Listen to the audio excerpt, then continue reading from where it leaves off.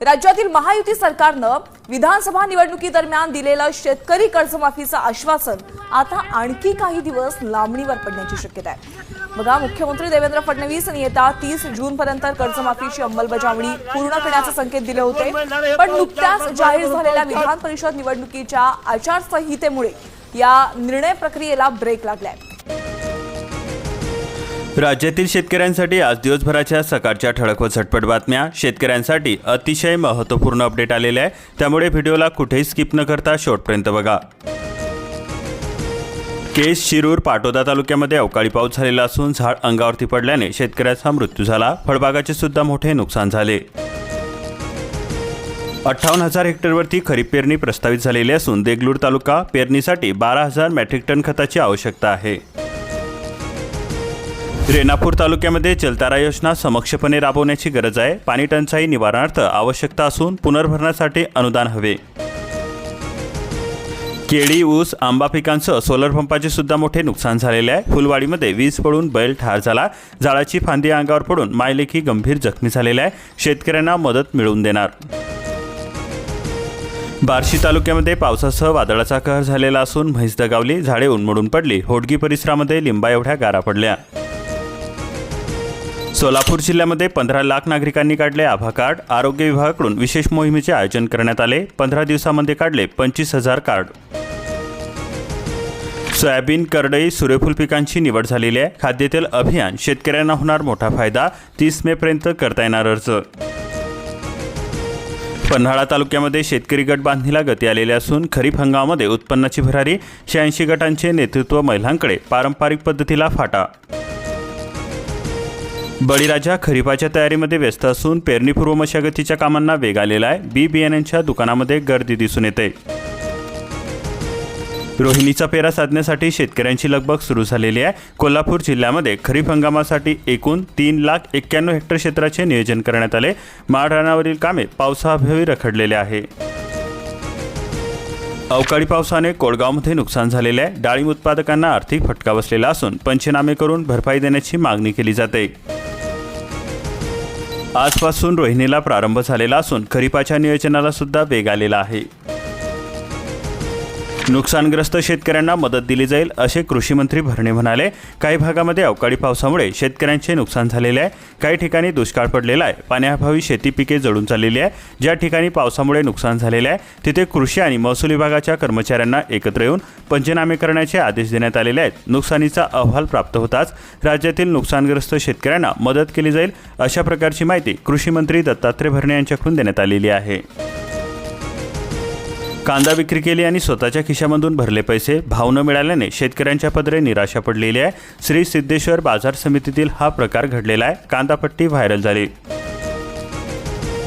सांगोला तालुक्यामध्ये वादळी वाऱ्यासह पावसाची हजेरी झालेली असून डाळिंब बागेतील शेकडो झाडे उन्मळून पडली। यामध्ये शेतकऱ्यांचे मोठे नुकसान झालेले आहे। मेहनतीचे वेदनेत रूपांतर झाले। दक्षिण सोलापुरामध्ये गारपिटीचा द्राक्षबागांना फटका बसलेला असून पंचनामे करून नुकसान भरपाई देण्याची मागणी केली जाते। वृक्षरोपणानंतर जिओ टॅगिंग, सॅटेलाइट इमेजिंगद्वारे तपासणी केली जाते। शासनाचे 300 कोटी वृक्ष लागवडीचे उद्दिष्ट आहे। रोपणापासून 10 वर्षापर्यंत होणार झाडांचे जतन आणि संगोपन। साखर आयुक्तांच्या कारवाईनंतर 369 कोटींची ऊसबिले जमा झाली। राज्यामध्ये अजून सुद्धा 934 कोटी रुपयांची ऊसबिले थकीत आहे। गळीत हंगाम घेतलेले कारखाने हे 210। होर्मुझ लवकरच खुले होणार, जगाचे ऊर्जा संकट संपणार। अमेरिका, इराण शांतता करार अंतिम टप्प्यामध्ये। येत्या काही तासामध्ये जगाला चांगली बातमी मिळणार। कोल्हापूर बाजार समितीमध्ये गुळाच्या आवकीमध्ये घट झालेली असून गुजरातमधून सुद्धा मागणी कमी आहे। दररोज केवळ 8 ते 10 गाड्यांची आवक होते। अधिक महिना संपल्यानंतर मागणीमध्ये वाढ शक्य आहे। शांतता कराराला ट्रम्प यांचा खोडा, होर्मुझची नाकेबंदी कायम राहणार। युद्धाचे ढग, ट्रम्प म्हणाले इराणसोबत करार करण्यात घाई नको, वेळ आपल्या बाजूने। शिवर तलाव पुनर्जीवन प्रकल्पाच्या कामाला वेग आलेला आहे। आमदार रणधीर सावरकरच्या निर्देशानंतर रखडलेले काम सुरू झालेले आहे। जनगणनेदरम्यान HLO ॲप्लिकेशनमध्ये चुकीच्या नोंदी, दुरुस्तीसाठी प्रशासनाकडून सूचना देण्यात आल्या। प्रज्ञकांना सतर्कतेचे आवाहन करण्यात आले। राज्यामधील 8,000पेक्षा अधिक गावांना पाणी टंचाईच्या तीव्र झळा. सरकारी कागदावरती 2,285 महसुली गावे वाड्यात तहानलेल्या ठोस उपाययोजनांची मागणी केली जाते. DAP युरिया खरेदीवरती भर दिली जाते. इतर खतांकडे मात्र पाठ फिरवली जाते. इतर खतांचा जुन्या नव्या दरातील साठा पडू नये, खत विक्रेते चिंताग्रस्त.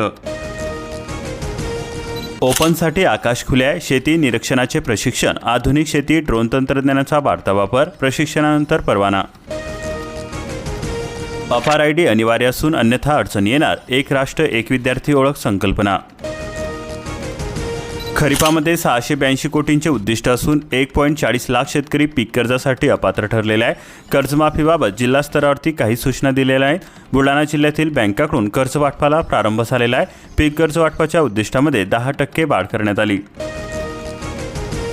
एल निनोची भीती, खतांचा तुटवडा आणि कर्जाचा पेच. बळीराजा चिंतेमध्ये सापडला. यंदाच्या खरीप हंगामावरती संकटाचे ढग असून कमी पावसाचा अंदाज व्यक्त होतोय. पीक कर्जामुळे शेतकरी अडचणीमध्ये सापडले. बुलढाणा जिल्ह्यामध्ये ओपनसाठी आकाश खुले झालेले असून ड्रोनचे प्रशिक्षण मोफत मिळते. राज्य शासनाच्या अमृत संस्थेचा हा पुढाकार असून युवकांना अधिकृत ड्रोन पायलट परवाना आता मिळणार आहे. मनरेगाची किमया. चिखलीमध्ये रोजगाराचा नवा अध्याय. चिखली तालुक्यामध्ये 3,377 विकास कामे प्रगतीपथावरती. बियाणे खरेदीमध्ये फसवणुकीचा धोका असून काय काळजी घ्याल. पेरणीपूर्वी सावध राहण्याचा सल्ला दिला जातोय. संशय आल्यास कृषी विभागाकडे तक्रार करता येणार. तुरीचे दर हे आठवडाभरापासून स्थिर आहे. बाजारामध्ये आवक वाढलेली आहे. कारंजा बाजार समितीमध्ये मिळतोय सर्वाधिक भाव. तूर उत्पादक शेतकरी संभ्रमामध्ये. शेतकऱ्यांचे 233 कोटी रुपयांचे ऊसबिल थकवलेले असून राज्यातील 7 कारखान्यांवरती RRC कारवाई. सोलापूर, धाराशिव, अहिल्यानगर, नाशिक, संभाजीनगरच्या कारखान्यांचा यामध्ये समावेश आहे.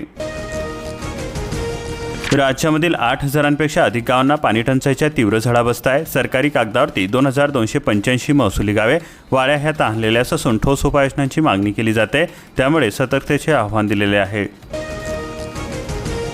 माढ्यामध्ये खरीप हंगामासाठी 806 दुकानातून 2,29,739 गोणी साठा उपलब्ध. कृषी विभागाकडून तयारी पूर्ण झालेली आहे. तालुका कृषी अधिकारी हनुमंत बोराडे यांच्याकडून ही माहिती देण्यात आली.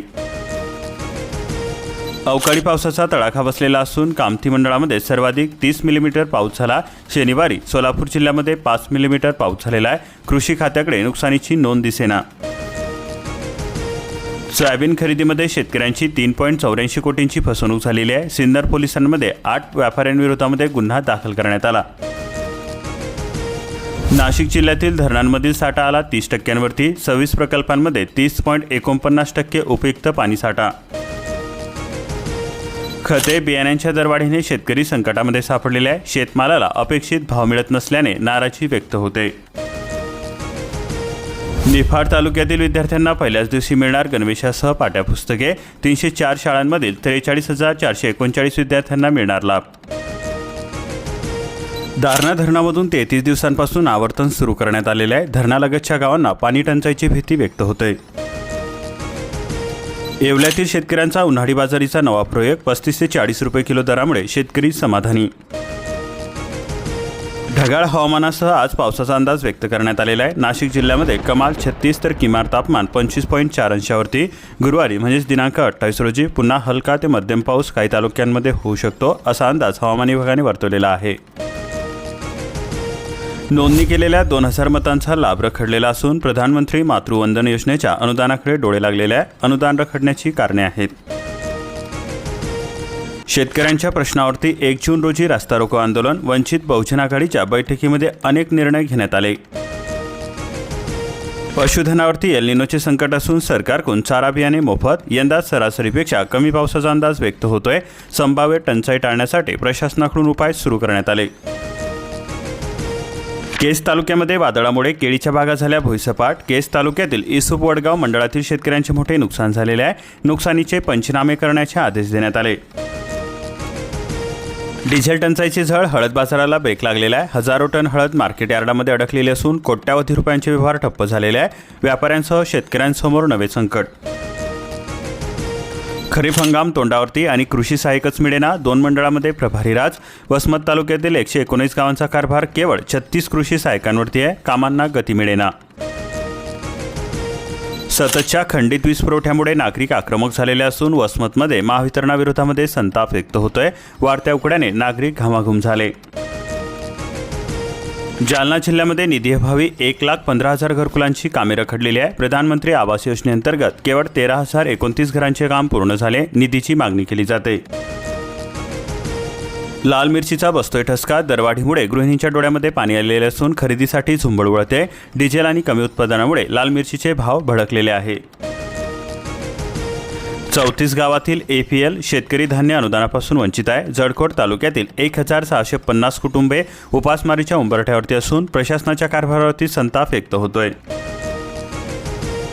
गोठ्यामध्ये जनावरे घटलेली असून शेणखताची किंमत मात्र वाढलेली आहे. एका ट्रॉलीसाठी मोजावे लागत 6,000 रुपये. बियाणे खरेदीमध्ये फसवणुकीचा धोका असून काय काळजी घ्याल. खरीप हंगाम तोंडावरती आहे. शेतकऱ्यांनी उगवण क्षमता तपासावी. अधिकृत विक्रेत्याकडून खरेदी करावी. डिझेल टंचाईमुळे मशागती ठप्प झालेल्या असून हंगाम तोंडावरती आहे. शेतकरी संकटामध्ये सापडलेला आहे. ट्रॅक्टर थांबवले. प्रशासनाकडून उपाययोजनांची मागणी केली जाते. बैलजोडीच बरी म्हणायची वेळ आलेली आहे. शेतकऱ्यांना पीक कर्ज देण्यास टाळाटाळ करणाऱ्या बँकांवरती गुन्हे दाखल करावेत. आमदार कैलास पाटील यांची मुख्यमंत्र्यांकडे मागणी केली जाते. पीक नुकसानीचे महसूल विभागाकडून पंचनामे सुरू करण्यात आलेले आहे. पाथरी तालुक्यामध्ये अवकाळी पावसाने काही भागामध्ये मोठ्या प्रमाणावरती नुकसान झालेले आहे. तातडीने तहसीलदार यांना पंचनामे करण्याचे आदेश देण्यात आलेले आहेत. वादळी वाऱ्याने दानादान झालेले असून विजेचे खांब कोलमडलेले आहे. फळबागांचे सुद्धा मोठे नुकसान झाले. बोरी परिसरामध्ये अनेक भागात झाडे उन्मळून पडल्याने वाहतुकीचा खोळंबा झालेला आहे. सोलर पंप सुद्धा उडून गेले. शेतकरी ग्रामस्थांची तारांबळ उडाली. युरिया 1631 मेगाटन DAPच्या बफर स्टॉकमध्ये ठणाठण. अलीकडे रॅक लागण्याची शक्यता कमीच आहे. खरीप हंगामामध्ये स्थिती बिकट होणार. उन्हाळी धानाची कवडी मोल दराने विक्री होते. क्विंटल मागे 500चा फटका बसतोय. हमीभाव नावाचाच 1800 रुपये क्विंटल धानाची विक्री. सर्वच विद्यार्थ्यांसाठी आता अपार अनिवार्य आहे. अन्यथा अडचणी येणार. एक राष्ट्र एक विद्यार्थी ओळख संकल्पना. शैक्षणिक प्रगतीची साठवता येईल माहिती. कापसाची बॅग 901 तर सोयाबीनची बॅग 3,500 रुपयाला. पाऊस लांबल्यास सोयाबीनचा पेरा वाढणार. तळकोनामध्ये पावसाची दमदार एंट्री झालेली आहे. सिंधुदुर्गामध्ये जोरदार पाऊस झालेला असून देवगडामध्ये 103 मिलीमीटर पावसाची नोंद झाली. आटपाडी परिसरामध्ये सुद्धा जोरदार पाऊस झालेला असून डाळिंब आंबा बागांचे मोठे नुकसान झाले. खरीप बियाणे खरेदीसाठी शेतकऱ्यांची एकच धांदल होते. मान्सूनची चाहूल लागलेली असून शिवारातील लगबग वाढलेली आहे. बियाणे दुकानामध्ये गर्दी. खतदरवाढीने शेतकऱ्यांचे आर्थिक गणित कोलमडलेले आहे. खरीप हंगाम तोंडावरती. उत्पादन खर्चामध्ये मोठी वाढ झालेली आहे. तणनाशक सुद्धा महागले. भडगावमध्ये खरीप पेरण्यांची लगबग सुरू असून 33,000 हेक्टरवरती होणार लागवड. प्रचंड तापमान आणि इंधन तुटवड्यामुळे शेती मशागतीला अडथळे निर्माण होत आहे.